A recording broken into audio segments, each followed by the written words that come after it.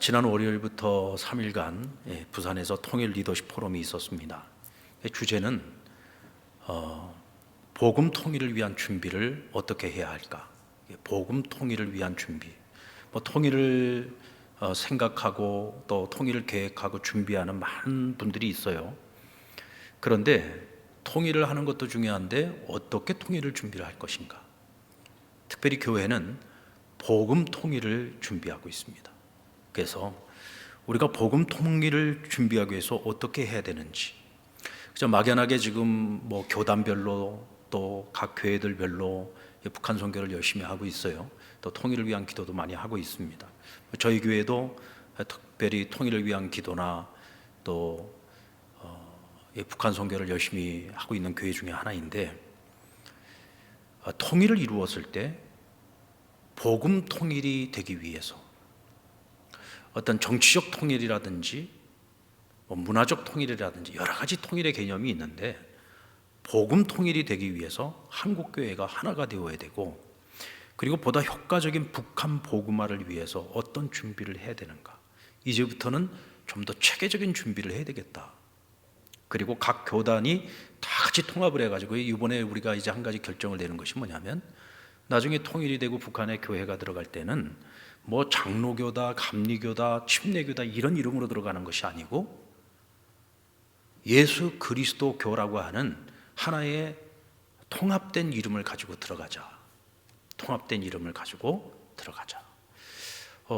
제가 생각했던 것보다도 우리 한국교회가 연합을 이루어서 통일을 준비하는 일이 굉장히 많이 발전해 있더라고요. 아주 구체적이고 아주 체계화되어져 있는 것을 이번에 가서 보게 되었고, 또 지금 27개의 그 북한에 있는 각 도시 지역들이 있어요. 그래서 이 각 도시 지역들을 지금 GPS를 통해서요, 나중에 통일이 되면 각 지역에 앞으로 우리 한국교회에서 통일을 준비하고 있는 교회들이 그곳에 27개 지역의 센터를 정하고, 이 센터를 중심으로 해서 병원이나 학교들이 세워지고 또 교회들이 세워지는 이런 일들을 다 이미 총사진이 다 나와 있어요.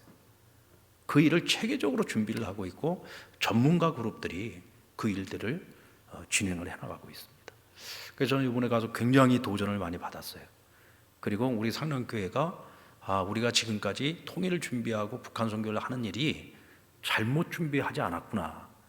굉장히 우리 교회가 체계적으로 잘 준비를 하고 있었고, 우리는 이미 밑바탕이 다 준비가 되어 있구나.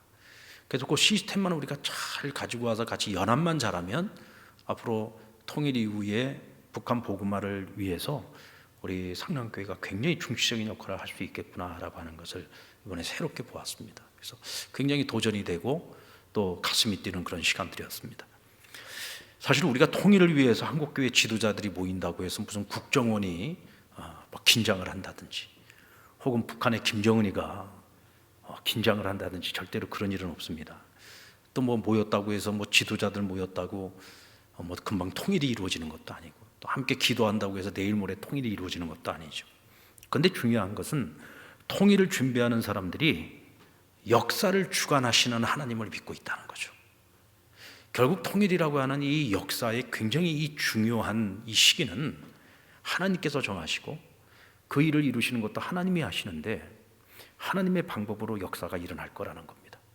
우리는 그 사실을 믿고 있고 그 일을 믿기 때문에 우리가 지금서부터 체계적으로 하나님께서 그 일을 하시고자 할 때 우리가 준비가 되어져 있어야 그 일을 할 수 있기 때문에 하나님이 하신다라고 하는 분명한 믿음을 가지고 준비를 하는 겁니다.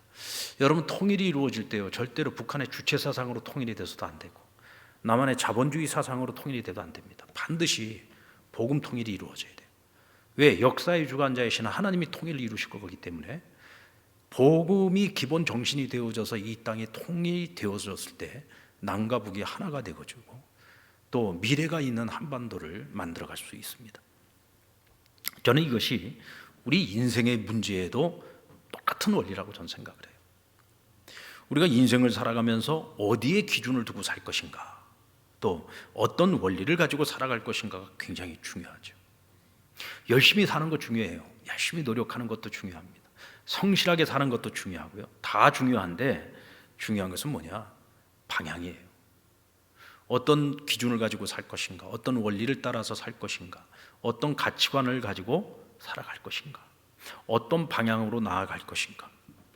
그 방향이 바르지 못하면 모든 수고 모든 노력이 다 헛되고 헛된 것이 되고 마는 것입니다. 우리 1절 말씀해 보면 마음의 경영은 사람에게 있어도 말의 응답은 여호와께로부터 나오느니라. 우리가 인생을 열심히 살아가고 노력하는 것도 중요하다. 그러나 그보다 중요한 것은 무엇인가? 우리 인생의 주인 되신 하나님을 인정하고 그리고 그분의 주재권, 곧 나에 대한 우리에 대한 하나님의 주권을 인정하고 우리의 주인 되신 하나님 앞에 순종하며 살아가는 삶, 이것이 더욱 중요하다는 거죠. 이것이 선행되어졌을 때 우리가 열심히 노력하고 애쓰고 수고하면서 살아가는 그 삶이 열매가 있고 그것이 보다 더 가치를 갖게 된다는 겁니다. 잠언서 3장 6절 말씀, 너는 범사의 그를 인정하라. 그리하면 그가 내 길을 지도하시리라. 하나님의 주재권을 인정한다는 것이 뭐예요? 하나님의 주인 되심을 인정하는 거죠. 그런데 무엇에? 범사의 하나님의 주인 되심을 인정하는 거예요. 내 인생의 모든 것, 나의 시작부터 시작해서 끝까지 내 인생의 모든 것의 주인 되신 하나님을 인정하는 것. 여러분, 종은요, 주인과의 관계에서 모든 일을 할 때 주인과 상의를 합니다. 주인과 상의를 하고 또 주인의 명령을 듣기도 하고 그래서 주인이 지시하는 대로 순종하는 것이 종의 의무예요. 그러면 누가 누구를 책임질까요? 주인이 종을 책임지는 거예요. 이와 마찬가지로 우리가 우리에 대한 하나님의 주재권을 인정하고 그분과 늘 함께 동행하면서 그분께 의뢰하고 그분의 지시를 따라 이끄심을 따라 우리가 순종하는 삶을 살아가면 누가 책임을 진다? 하나님께서 우리 인생 책임져 주시는 거예요. 여러분, 내가 내 인생 책임질 수 있습니까? 많은 사람들이 그러잖아요. 내 인생은 나의 것. 내 인생 나의 것인데 당연히 내가 책임져야지. 근데 내가 원치 않는 상황이 벌어지고 내가 원치 않는 길을 걸어가게 되었을 때에는 내가 내 인생 내가 책임 다 질 것처럼 얘기하다가 내가 생각하는 대로 안 되면은 자꾸 남 탓하잖아요. 남 탓하고 평상시에 인정하지도 않던 하나님 탓하고 하나님 원망하고 하죠.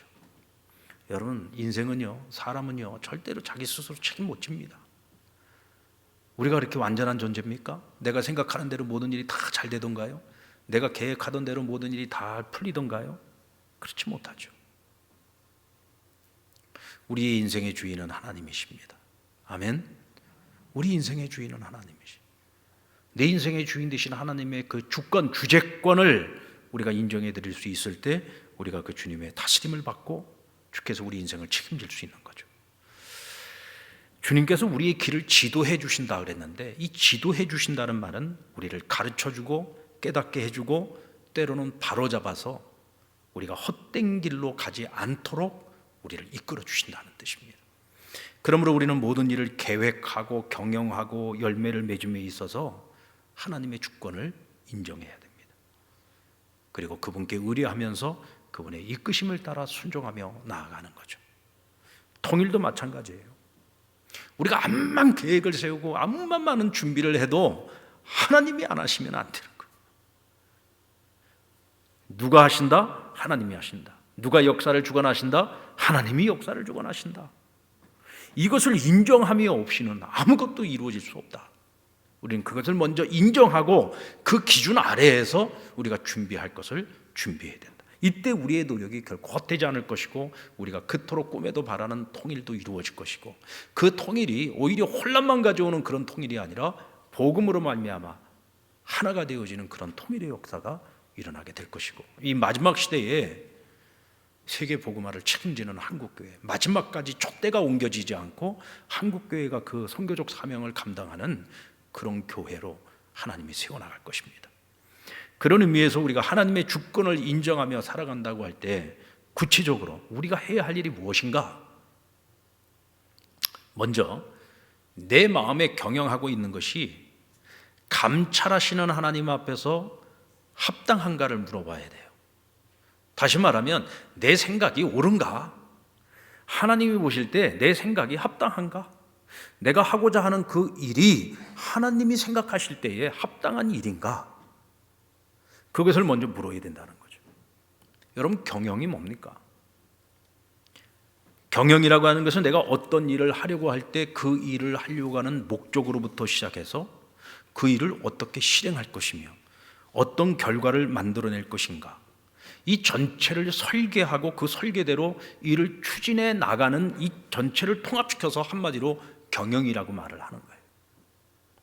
그러니까 경영은 단순히 계획을 세우는 것만이 아니라 어떤 일을 하려고 할 때 처음부터 끝까지 모든 걸 다 경영이라고 하는 겁니다. 1절 말씀에 마음의 경영은 사람에게 있어도 말의 응답은 여호와께로부터 나온다. 이 말씀 우리가 잘못 이해하면은요, 일을 계획하고 실행하는 것은 우리가 하는 일이지만 일의 결과는 하나님이 책임지신다, 이렇게 우리가 해석하기가 쉬워요. 근데 그게 아닙니다. 오늘 이 말씀이 말하고 있는 원뜻은 너희의 모든 경영, 처음부터 끝까지 어떤 일을 시작할 때 목적, 어떻게 실행할 것이며 어떤 결과를 얻을 것인가, 시작부터 시작해서 모든 끝까지 이 모든 것을, 모든 경영을 하나님께 맡기는 거예요. 그리고 이 모든 경영에 하나님의 주인 되심을 인정하는 것입니다. 아멘입니까? 그러면 그 모든 시작부터 끝까지를 누가 책임진다? 하나님 책임진다. 너희가 너희 스스로 책임질 수 있냐? 책임 못 지잖아. 하나님을 인정해. 하나님께 모든 걸 맡겨. 모든 경영을 맡겨. 그러면 하나님께서 시작부터 끝까지, 그 결과까지, 열매까지 하나님께서 책임지신다는 거죠. 우리가 가장 먼저 해야 될 일, 그래서 마음 경영이에요. 우리의 마음. 우리가 어떤 일을 하고자 할 때 내가 하고자 하는 이 일, 이것이 과연 하나님의 마음에 합당한가? 나는 나의 주인을 누구라고 생각하며 살고 있는가? 정말로 나의 주인이 하나님이라고 내가 믿고 인정하며 살고 있는가? 그렇다면 결과적으로 볼 때 나는 지금 하나님의 뜻에 맞추어서 내가 살아가고 있는가? 내가 지금 계획하고 내가 하려고 하는 이 일이 정말 순수하게 내가 생각할 때에도 이것은 하나님이 기뻐하실 만한 일이고 하나님이 즐거워하실 만한 일이다, 하나님께 포커스를 맞춰서 내가 지금 이 일을 하려고 하는 것인가? 아니면 철저하게 자기중심적으로 이 일을 하려고 하는 것인가? 먼저 내 마음의 경영을 내가 해야지 돼요. 내 마음 경영을 잘 하고서 하나님 앞에서 끊임없이 물어봐야 되는 거죠. 난 지금 제대로 길을 가고 있는가? 지금 제대로 생각하고 있는가? 여러분들, 회사에서요, 이제 각 부서에서 어떤 계획을 가지고 또 향후 이 일을 어떻게 추진해 나갈 것인지, 그래서 그 일에 대해서 철저하게 우리 직원들이요 연구하고 준비를 합니다. 그래서 이 일이 과연 타당성이 있는가, 과연 어느 정도의 수익을 얻을 수 있겠는가, 앞으로 어떤 미래 발전이 있겠는가, 이런 것들을 충분히 연구하고 조사해 가지고요 계획서를 탁 만들어내요. 그리고서 어떻게 합니까? 계획이 딱 나오면 바로 실행하나요? 아니죠. 그것을 가지고 누구를 찾아갑니까? 부장을 찾아가지고 부서의 제일 상급자인 부장한테 찾아가서 쫙 브리핑을 하고 설명을 다 하죠. 그럼 부장이 이거 괜찮다, 위에다 한번 얘기해 보자. 그럼 누구한테 올라가요? 최고 책임자한테 올라가는 거예요. 최고 경영자에게 올라가는 겁니다. 부서에서는 쭈그라고 머리 싸개고 고민해갖고 부장까지도 야 이거는 되겠다, 이거 이번에 올려놓으면은 이건 반드시 되겠다, 이번에 우리 부서가 한 건 할 때가 됐다, 그리고는 아주 비장의 카드인 것처럼 생각을 해서 딱 갖다 올려놨는데 최고 경영자가 딱 보더니 이건 안 되겠다, 그리고는 그냥 반려시켜버리는, 그냥 내려보내는 거예요. 그러면 아래 부서에서 아무리 고민을 하고 오랜 시간 동안 여기에 애정을 쏟고 준비를 해가지고 올려놔도 그 계획은, 그 프로젝트는 어떻게 돼요? 그냥 백지화되는 거예요. 여러분, 일개 회사에서도 어떤 일들을 시작하고자 할 때 사장의 결재가 없이는 아무것도 할 수가 없는데, 천하보다 더 귀한 내 인생을 살아가면서 내 인생의 최고 경영자가 되시는 하나님께 묻지도 않고 하나님의 생각을 한번 물어보지도 않고 하나님의 제가도 받지 않고 사인도 받지 않고 그냥 내 멋대로, 그냥 내 생각대로, 내가 하고 싶은 대로, 그리고 다 해버리는 거예요. 여러분, 이게 말이 됩니까? 여러분, 최고 경영자의 결재가 왜 중요합니까? 아무리 많은 준비를 했고 그 일을 실행을 해나가는 과정에서 직원들이 아무리 애를 써도요, 100% 성공한다는 보장은 없어요. 실패도 합니다. 그렇지만 최고 경영자의 결재를 받아가지고 그 일을 시행했을 때는요, 실패를 해도 그 실패에 대한 책임을 직원들이 지는 게 아니에요. 누가 져요? 최고 경영자가 지는 거예요. 저는 직장 생활을 안 해봤습니다만은 혹시 직장 다니시는 분들 제 얘기가 맞습니까? 맞으면 고개를 한번 끄덕여 주시고 아니면 고개를 좀 좌우로 흔들어 주시고. 맞아요? 그건 맞지요. 이것이 여러분 세상의 기본 원리입니다. 원리. 그런데 정작 우리는 내 인생, 이 천하에 누구 인생이 제일 중요해? 내 인생이 제일 중요하잖아요. 그리스도인으로서 살아간다는 것은 나에 대한 하나님의 주권, 하나님 나의 주인 되심을 인정하고 살아가는 사람들이 그리스도인이잖아요. 그런데 왜 내 인생의 그 중요한 순간마다, 중요한 결정을 내려야 될 때마다 왜 하나님께 안 묻냔 말이에요. 왜 하나님과 의논하지 않느냐는 말이에요.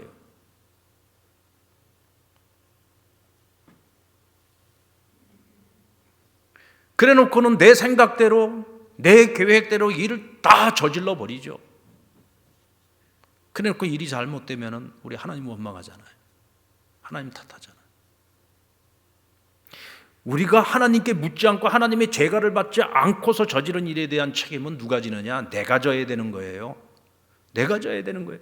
그럼에도 불구하고 하나님 우리를 긍휼히 여기셔서 내가 다 저질러 놓은 거 하나님이 수습해 주시고 우리를 위기에서 건져내어 주시고 우리를 바른 길로 이끌어 주시는 게 그게 바로 은혜입니다. 그게 하나님의 은혜예요.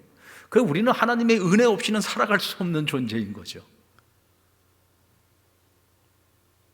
그럼 우리 하나님 은혜 없이 살아갈 수 없어요. 그러나 우리가 뒤늦은 후회를 하기 전에 미리미리 나의 주인 되신 하나님을 인정하고 그분께 범사의 모든 것을 의논하고 하나님께서 제가 해 주실 때 그게 좀 기다림도 필요하죠. 하나님이 허락하실 때 우리가 그 길을 걸어간다면 하나님께서 계획하는 것부터 시작해서 일을 실행하는 것부터 시작해서 모든 과정 속에 간섭해 주셔가지고 그 모든 일들이 아름답게 이루어지도록 하나님 책임져 주시지 않겠느냐는 겁니다.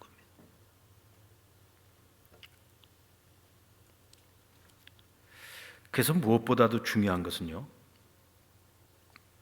제일 먼저 어떤 일을 계획하기 전에 이 일이 하나님의 뜻에 합당한가를 먼저 묻는 것이 가장 중요해요. 왜냐하면 하나님은 우리의 마음을 감찰하신다고 했습니다. 내가 겉으로 볼 때에는 굉장히 그럴싸해 보이고 또 내가 하나님을 설득시킬 수 있을 것 같아. 그런데 여러분, 절대로 하나님 속이지 못합니다. 하나님은 내가 어떤 의도를 가지고 이 일을 하려고 하는지를 다 알고 계신단 말이에요. 만약에 우리의 그 의도가 잘못되어져 있으면요, 하나님이 쉽게 허락하지 않습니다. 그 계획이 아무리 좋은 계획이라 할지라도, 아주 그럴듯해 보이는 계획이라 할지라도 하나님 보실 때 그 목적 자체가 잘못되어 있고 의도가 잘못되어져 있고 불순하면 하나님 그거 허락하지 않죠. 여러분 꼭 기억하세요. 아무리 괜찮은 아이템 같아도 하나님이 노하시면 하지 말아야 됩니다. 내 인생의 사장님 되시고 최고 경영자가 되시는 하나님이 안 돼라고 말씀하시면 아무리 오랫동안 준비했더라도 그 순간에 딱 내려놔야 돼요. 일 저질렀을 때 그거 누구도 책임 못 집니다. 그것이 여러분 그리스도인의 인생을 살아가는 지혜예요. 고 대천덕 신부님이 이 젊어서 항해사로 일을 할 때 하루는 이제 뉴욕에 들어가는데 여러분들 이 접항 항구로 딱 들어갈 때는요, 이게 항해사나 선장의 책임으로 들어가는 게 아니에요. 이 도선사라고 하는 직업이 있습니다. 도선사. 이 도선사는 뭘 하는 거냐면 이 배가 항구에 들어가기 위해서 길잡이 역할을 해주는 사람이 도선사예요. 이 도선사들 월급이 보통 세지 않습니다. 왜냐하면 이 도선사들은 선장 경력이 20년, 30년 되는 사람들이에요. 그래서 이 항구에 대해서, 이 지역에 대해서, 이 바닷속에 뭐가 들어있는지까지 바삭하게 알고 있는 사람들, 항로를 기가 막히게 알고 있는 사람들이에요. 그래서 도선사가 배에 딱 오르는 그 순간서부터는 도선사의 지시만 받아야 됩니다. 그런데 뉴욕으로 이렇게 접항을 하는 과정에서 이 대천독 신부님이 가만히 보니까 항구는 이쪽에 있는데 방향을 자꾸 빗나가고 있는 거야. 그러니까 보다 이 마음이 급해가지고, 도선사님, 근데 배가 지금 항구와는 이 비껴서 지금 다른 방향으로 가는 것 같습니다. 근데 이 도선사가 Shut the mouth, 조용히 하시오. 내가 지시할 때까지는 아무 소리 하지 말고 가던 방향 그대로 가시오. 그리고 한참을 가다 갑자기 왼쪽으로 그러는, 왼쪽으로 급하게 왼쪽으로 키를 돌리라는 거죠. 그래서 급하게 왼쪽으로 키를 쫙 돌리니까 배가 쫙 뉴욕 항구를 빗나가서 쭉 가다가 갑자기 왼쪽으로 확 틀어가지고 항구 쪽으로 쫙 들어가는데 아무 탈 없이 뉴욕 항구로 바로 딱 들어가더라는 거예요. 그 나중에 물어봤대요. 도착하고 난 후에. 그동안에 얼마나 마음이 떨렸겠습니까? 그 왜 뉴욕 항을 비껴서 가다가 갑자기 왼쪽으로 틀라고 한 겁니까? 만약에 이 대천독 신부가 얘기했던 그 순간에 방향을 왼쪽으로 뉴욕 항구 쪽으로 틀었으면 거기에 암초가 있는 거예요. 암초. 이 바닷속에 암초가 있는 거예요. 그러니까 사람들 눈에는 그 암초가 안 보이잖아요. 이 도선사는 알고 있는 거죠. 어느 지점에 암초가 있기 때문에 어디까지는 직선거리로 갔다가 거기서 왼쪽으로 틀어야 뉴욕 항에 아무 문제 없이 들어간다는 걸 알았던 거예요. 여러분, 누가 길잡이를 해야 됩니까? 아는 사람이 해야 됩니까? 모르는 사람이 해야 됩니까? 아는 사람이. 여러분, 우리 인생에, 우리 앞에 있을 일들, 앞으로 우리 인생의 미래에 있을 일들 누가 알아요? 우리 인생의 암초가 어디쯤에 있는지를 누가 알아요? 내가 압니까? 여러분들, 우리에게 지금 내일 무슨 일이 일어날지 알아요? 한 달 후에 무슨 일이 일어날지 알아요? 1년 후? 2년 후? 우린 모릅니다. 그래서 우리는 매일매일 하루하루를 하나님 말씀 앞에서 사는 것이고, 매일매일을 하나님을 내 인생의 주인으로 인정하면서 하나님께 기도하면서 사는 거예요. 그렇게 하루하루를 하나님의 인도함을 받다가 어느 날 갑자기 좌측으로 하면은 그때 좌측으로 탁 트는 거예요. 제가 예전에, 오래전에도 한번 제가 말씀드린 것 같아서 안 하려다가 오늘 이 얘기를 좀 해야 되겠네. 전에 오래전 일이에요. 어떤 집사님이 이제 회사에서 퇴직을 하고 저한테 찾아왔어요. 이제 퇴직을 해야 되는데 평생 일하던 사람이 이제 어떻게 살아야 될지 모르겠습니다. 그래서 제가 하나님 주시는 마음이, 그때 제 나이가 몇이었냐면은 이제 한 40 되려고 하던 때예요. 뭐 한참 젊은 때죠. 우리 지금 부목사님들 나이 때네. 근데 하나님 딱 어떤 마음을 주시느냐면 서두르지 말아야 된다. 그래서 제가, 집사님 서두르지 마세요. 평생 일하셨잖아요. 평생 돈 벌었잖아요. 교회에서도 안수 집사인데 성경 한번 제대로 읽었습니까? 제대로 기도 생활을 해봤습니까? 이제 세상 일 내려놓고 그래도 평생에 남은 세월 먹을 거 그래도 웬만치 준비해 놓지 않았느냐. 그러니까 너무 급하게 서두르지 말고 이번 기회에 퇴직했으니까 좀 쉬어라. 좀 쉬면서 하나님 앞에서 말씀 묵상도 하고 성경 일독도 하고 기도하고 하면서 하나님의 사인을 기다려라. 하나님 다 때가 되면 나중에 쉴 시간도 없이 또 일해야지 될 때가 올 수도 있다. 그러니까 지금은 쉬어야 될 때니까 쉬고, 쉬면서 하나님과의 관계 속에서 하나님 말씀하실 때까지 좀 기다리라. 그렇게 부탁을 드렸는데요, 몇 개월이 지나고 난 후에 이분이 저한테 또 찾아왔는데 얼굴이 사색이 돼서 찾아온 거예요. 얼굴이 아주 시커매져 갖고 찾아왔어요. 어떻게 된 일이냐 그랬더니, 원래 자기가 퇴직하기 전서부터 그 후배 중에 하나가 자기랑 동업을 해가지고 뭐 사업을 하자고 계속 자기한테 대시를 했다는 거예요. 근데 뭐 여러분들 뭐 사람들이 뭐 좀 같이 하자고 얘기할 때는 얼마나 군침 당기는 얘기를 합니까? 그러니까 거기 좀 마음이 좀 혹하고 있었던 거예요. 근데 이제 막상 딱 퇴직을 하고 나서 보니까 시간이 너무 많은 거야. 뭐 성경을 읽는 것도 하루 종일 읽을 수도 있는 것도 아니고, 뭐 기도도 하루 종일 기도하는 거 아니잖아요. 그러니까 평생을 일하면서 살아왔던 사람이 갑자기 이 일을 내려놓고 나니까 너무 허전하고 어디 갈 데도 없고, 뭐 산에 올라가는 것도 뭐 하루 이틀이지, 그것도 아주 답답하고 괴로운 거라. 그러던 차에 이제 그 후배한테 또 연락이 왔는데, 그 후배가 자기가 이미 사업을 시작을 해가지고 사업이 잘 되고 있다는 거예요. 그러면서 아유 형님, 우리 회사에 전무로 들어오라고. 전무로. 그래도 남자가 말이야 은행장까지 했던 사람이 그래도 그 뭐 하나 명함이 있어야 되지 않냐. 그러면서 그냥 뭐 아무 의무도 없고 그냥 얼굴 마담처럼 우리 회사 와서 일 좀 하라고. 그래가지고 전무직함을 주고 명함까지 딱 파서 준 거예요.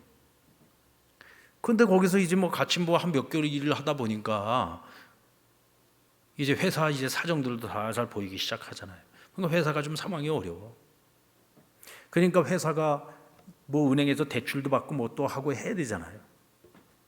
이제 그러는 과정에서 이분이 예전에 이제 은행에서 지점장까지도 하고 그런 분이니까 또 이제 이분 통해 가지고 은행에서 대출도 받고 하는 이런 과정에서 이분이 그래도 회사에서 전무인데 어떻게 전무가 아무것도 안 하겠어요.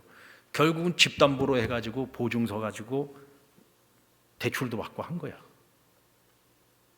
근데 어떻게 됐겠어요?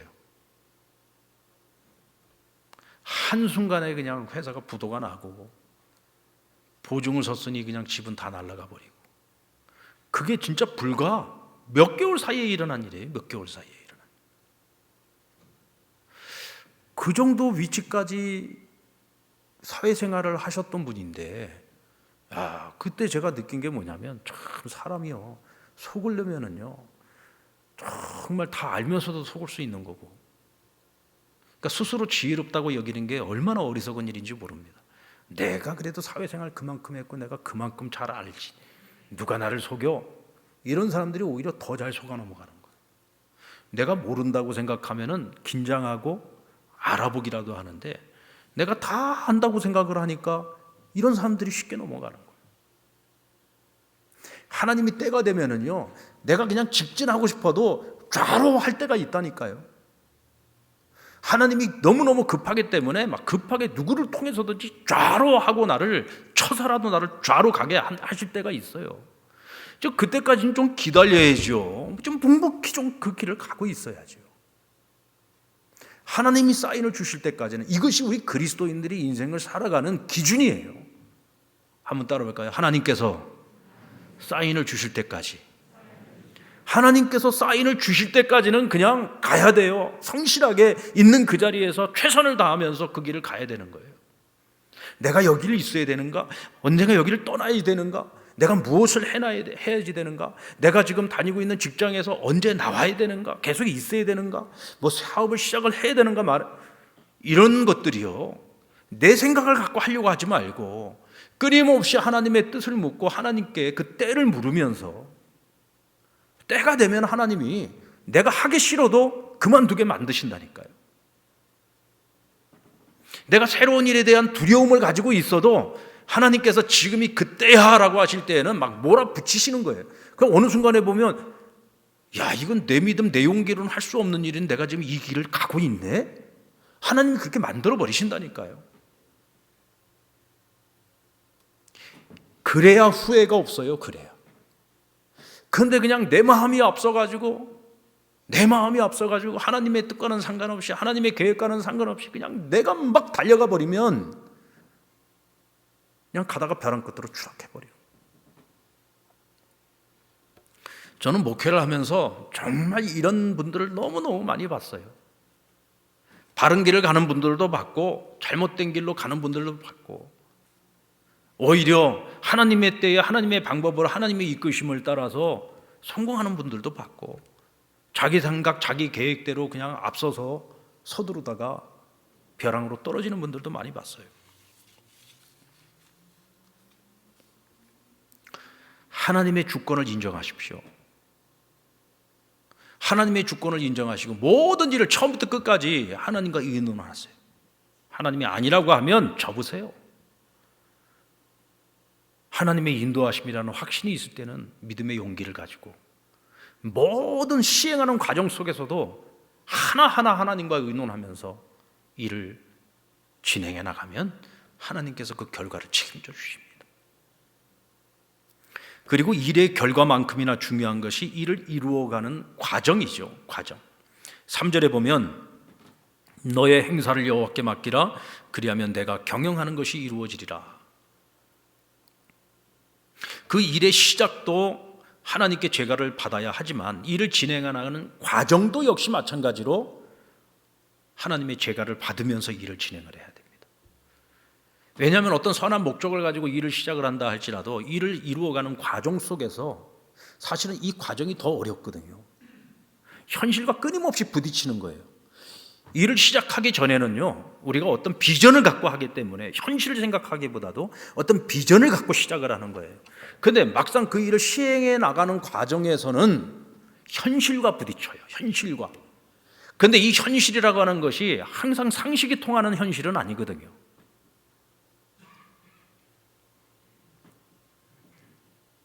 상식이 통하지 않는 경우가 훨씬 더 많아요. 그래서 때로는 불법을 자행해야 되는 경우들도 생기고, 편법을 써야 되는 경우도 생기고, 이런 순간순간이 찾아올 때마다 우리는 그리스도인의 양심을 걸고 이 문제를 하나님과 상의를 해야 되는 거예요. 그냥 세상이 다 그러니까 어쩔 수 없어 라는 합리화가 아니고, 하나님 지금 이런 순간이 왔습니다. 이거 어떻게 해야 됩니까? 하나님 보시기에 이거는 아니잖아요. 그런데 현실은 내가 타협하지 않으면 내가 많은 손해를 봐야 될 것 같은데, 그래도 제가 정의를 지키고 공의를 지켜야 됩니까? 하나님께 물어야죠. 하나님의 답은 분명하지 않겠습니까? 하나님 불법을 저지르라고 하겠어요?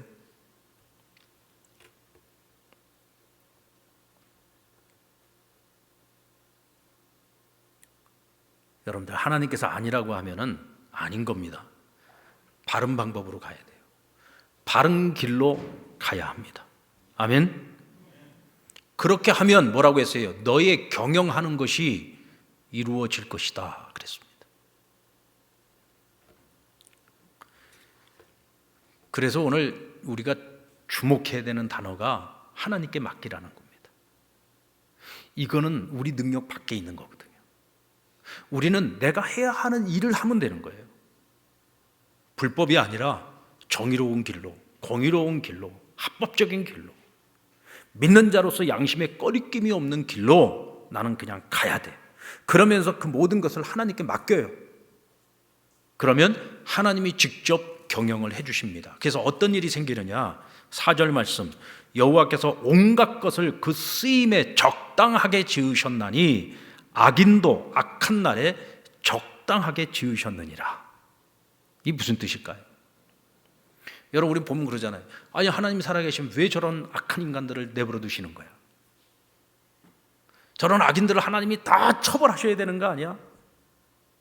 그래야 공의로운 하나님이지 라고 우리가 생각을 하죠. 그런데 하나님 뭐라고 하시냐면, 하나님께서 온갖 것을 그 쓰임에 적당하게 지으셨대요. 그러니까 세상에 필요 없는 것이 없어요. 악한 자들도 때로는 하나님이 쓰실 때가 있어.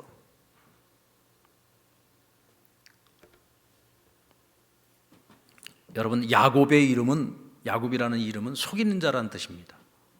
야곱은 속이는 인생을 살았던 사람이죠. 근데 야곱보다 한 수 더 뜨는 사람이 있는데 삼촌 라반이 이 삼촌 라반은 속이는 자 위에 속이는 자. 여러분 세상에 나가서 보면은요, 나는 뛰는 놈 위에 나는 놈이 있어요. 제가 가끔 말씀드립니다만 사기꾼이 있으면 사기꾼 위에 사기꾼이 있습니다. 항상 세상에 나가서 보면 나보다 더 잘난 사람들이 있고 나보다 더 못된 사람도 있고 더 악한 사람도 있고, 이 참 목사들은 늘 교회 안에서 우리 천사 같은 성도들만 늘 상대를 하니까 그래도 뭐 사람들이 기본은 다 이 정도는 다 된다라고 생각을 하고 살아요. 근데 예전에 제가 기도원에 있었잖아요. 이 기도원 사역을 하면서 만나보면은 또 이 교회에서 만나는 성도들하고 또 좀 다릅니다. 이제 그분들하고 상담을 해보면 세상에 이런 일이 다 있구나. 세상에 정말 별일이 다 있구나. 근데 그것도 또 다를 거예요.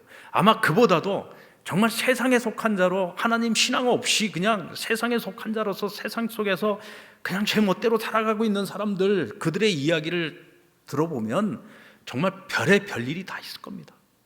이 상식이 통하는 세상이 아니에요.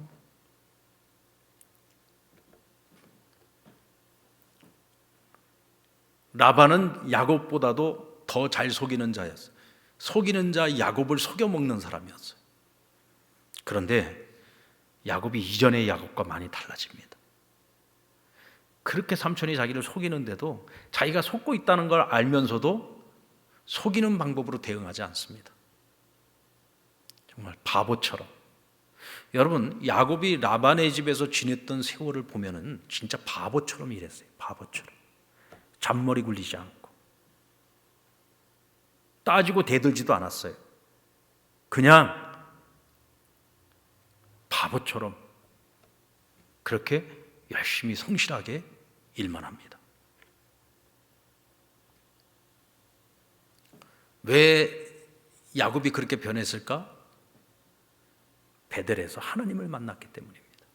여러분, 그래서 하나님을 만난 사람은요, 변해요. 정말로 인격적으로 하나님을 만나는 체험이 있고 경험이 있는 사람은 변할 수밖에 없어요. 그는 거기서 하늘 사닥다리를 받고 하나님의 음성을 들었어요. 내가 어디를 가든지 너와 함께 할 것이고 내가 반드시 때가 되면 너로 하여금 내 아버지 집으로 돌아오게 할 것이다. 어디를 가든지 내가 너와 함께 할 것이다. 이 약속을 붙들고 산 거예요. 내가 아무리 억울한 일이 생겨도, 아무리 속상한 일이 생겨도 나와 함께 하시는 하나님의 그 약속, 그 약속을 붙들고 살았기에 바보처럼 살 수 있었어요. 그런데 그가 정말 바보처럼 사니까 어떤 일이 발생했느냐? 하나님께서 두 사람 사이에 간섭을 하셔가지고 그 속이는 자 라반으로 하여금 자기가 스스로 속아가지고 자기가 가지고 있는 양과 염소 중에 좋은 거는 야곱한테 다 가게 하고 자기는 전부 다 쩔룩거리고 별로 재산 가치도 없는 허접한 양과 염소만 전부 다 차지하게 됩니다. 자기 꾀에 자기가 속아 넘어가는 거예요. 누가 하시는 거예요? 하나님께서 하신 거죠. 야곱은 그냥 묵묵하게 바보처럼 속으면서도 그 길을 가는데 하나님이 간섭을 해주시니까 라반에게 가지고 있는 것 중에서 좋은 거는 전부 야곱에게 오는 거예요. 그래서 그 집에서 나올 때에도 야곱은 부자가 되게 만드시고 라반은 가슴을 치며 후회하게 만드시잖아요. 이게 하나님이 하시는 일이에요. 라반은 악한 자였습니다. 그러나 하나님께서 야곱을 훈련시키기 위해서 이 악한 자 라반을 사용하신 거예요. 그리고 결과적으로는 어떻게? 하나님께서 야곱을 축복하시고 라반은 자신의 꾀에 속아서 스스로 자기 죄로 말미암아 가진 것을 다 잃어버리게 만드는 거예요. 가슴 치고 후회하게 만드는 거예요. 여러분, 이것이 바로 하나님이 하시는 일입니다. 믿습니까? 시편 118편 6절로 7절 말씀에 보면 여호와는 내 편이시라 내가 두려워하지 아니하리니 사람이 내게 어찌할꼬 여호와께서 내 편이 되사 나를 돕는 자들 중에 계시니 그러므로 나를 미워하는 자들에게 보응하시는 것을 내가 보리로다. 하나님이 내 편이야. 내가 정직하게 살아가고 손해볼 것 알면서도 바보처럼 바른 길을 걸어가는 이유는 뭐냐? 하나님 내 편이신 것을 내가 믿기 때문이에요. 하나님이 내 편이 되시면 원수도 내 편이 되도록 만드신다 그랬어요. 그래서 돕는 자들 중에 함께 하시는 하나님을 우리로 하여금 보게 하시겠다고 약속하십니다. 여러분, 우리가 이 약속을 믿고 살아가는 것이 그리스도인이에요. 그래서 우리가 일을 행하는 그 과정 속에서도 현실과 부딪힐 때 우리가 세상과 타협하지 않고 불의와 타협하지 않고 정직하게 바른 길을 걸어갈 수 있게 하는 힘이 바로 여기 있는 겁니다.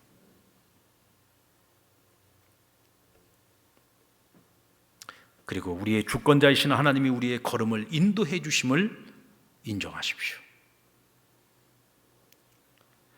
여러분, 한번 묻겠습니다. 지금까지 살아오면서 내 뜻과 내 계획대로 된 것이 많습니까? 아니면 내 뜻과 내 계획대로 안 된 것이 더 많습니까? 뭐 반반이라고 치고 내가 생각하고 내가 계획한 대로 안 된 적도 있을 거예요. 근데 그때의 결과를 보면은 오히려 그것이 내게 더 유익함이 되었습니까? 손해가 되었습니까? 한번 잘 생각해 보십시오. 근데 여기서 중요한 기준은 뭐냐면 하나님의 나라예요. 하나님의 의예요. 나의 믿음이고 나의 구원이고 하나님을 떠나지 않고 하나님 앞에서 살아가는 내 삶이에요. 자, 이 기준으로 보았을 때 내가 계획하고 내가 생각했던 대로 잘 안 되었던 것이 그것이 영적으로 나에게 유익이 되었습니까? 손해가 되었습니까? 저는 개인적으로 그렇습니다. 저는 항상 내 뜻대로 안 되었던 것이 언제나 하나님 앞에서는요, 영적으로 내게 늘 유익이 되었어요. 그 이유가 뭘까? 가만히 생각해 보면 결론은 분명하게 나옵니다. 내가 어리석고 미련하기 때문이에요. 내가 아직도 여전히 내 안에 욕심을 버리지 못했기 때문에 그래요. 근데 하나님께서 나를 사랑하시기 때문에 절대로 그런 나를 그냥 버려두지 않아요. 왜?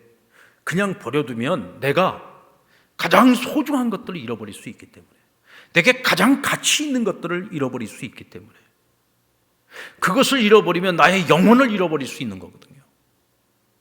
그러니까 하나님께서 나로 하여금 나의 어리석음과 미련함을 가지고 계획했던 이 모든 것들을 하나님께서 접어버리게 하시고 하나님의 계획하신 길로 나를 억지로라도 끌고서라도 그 길을 가게 하시는데, 뒤돌아보니까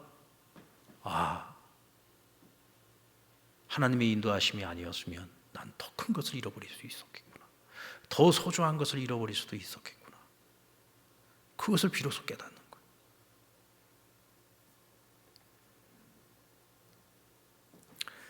때로는 실패와 좌절과 절망의 자리라 할지라도 하나님께서 인도하셨다면 거긴 반드시 하나님의 선한 계획이 있죠.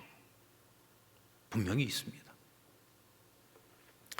그러므로 우리는 범사의 하나님을 인정하고 하나님의 주권 앞에서 날마다 상의하고 하나님의 인도하심 앞에서 순종하면서 살아가야 합니다. 아멘입니까? 이번에 그 세미나에 가서 제 양옆으로 같은 테이블에 앉았던 분들이 두 분 다 탈북자 목사님들이에요.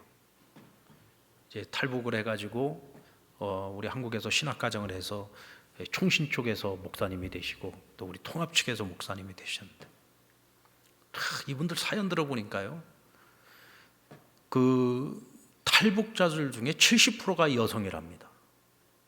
70%가 여성이고 30%가 남성인데, 왜 그러면 남자들이 그렇게 적고 여자들이 많냐? 여자들은 탈북을 해가지고 중국으로 일단은 넘어오잖아요. 그러면 여자들은 숨을 곳이 많답니다. 왜냐하면 여자들 같은 경우는 이제 뭐 인신매매로 팔려가는 경우도 많고, 그래가지고 하여간 그들이 중국에서 보내는 생활 자체는 아주 처참하지만 그래도 공안에게 발각되지 않고 숨어 있을 수가 있대요. 근데 남자들 같은 경우는 거의 대부분이 웬만하면 다 걸려가지고 다 북송당합니다. 그러니까 이분들 같은 경우도 북송을 보통 한 번, 두 번은 다 경험을 했더라고요. 한 분은 북송을 당해가지고 10년 동안을 감옥에서 보냈어요. 10년 동안을 감옥에서 보냈는데, 이분 얘기가 자기 예수의 일자도 몰랐던 사람인데 중국에 와가지고 중국에서 감옥살이를 하고 중국에서 감옥살이를 하고 이제 북한으로 북송을 당하게 됐는데 북송 당하는 그날 김정은이가 죽은 거예요. 아니 김정일이가 김정일이 죽은 거예요. 그래가지고 도문이 국경이 폐쇄가 돼버린 거예요. 그러니까 이제 버스에 실려가지고 중국으로 북송을 가고 있는데 갑자기 도문이 딱 닫혀버리니까 북한으로 북송이 못 된 거죠. 그러니까 중간에 붕 떠버린 거예요. 그런데 중국에서 10년 동안 그 옥살이를 했기 때문에 이 사람은 여기서 내가 치러야지 될 벌을 다 받았기 때문에 자유가 된 거예요. 그래가지고 어디로 가야 될지를 모르고 있다가 선교사님을 만나가지고 이분한테 신앙교육을 받고 온전한 믿음을 갖게 된 거예요. 그래갖고 믿음을 가지고 거기 있으면서 이제 북한에서 탈북해갖고 오는 사람들을 그 선교사님하고 같이 교육시키고 훈련시키고 그 일을 같이 했대요. 같이 하다가 이제 한국으로 오게 돼가지고 한국에 와서 신학을 공부를 하고 목사가 된 거죠. 그러면서 이분이 이제 그런 얘기를 하더라고요.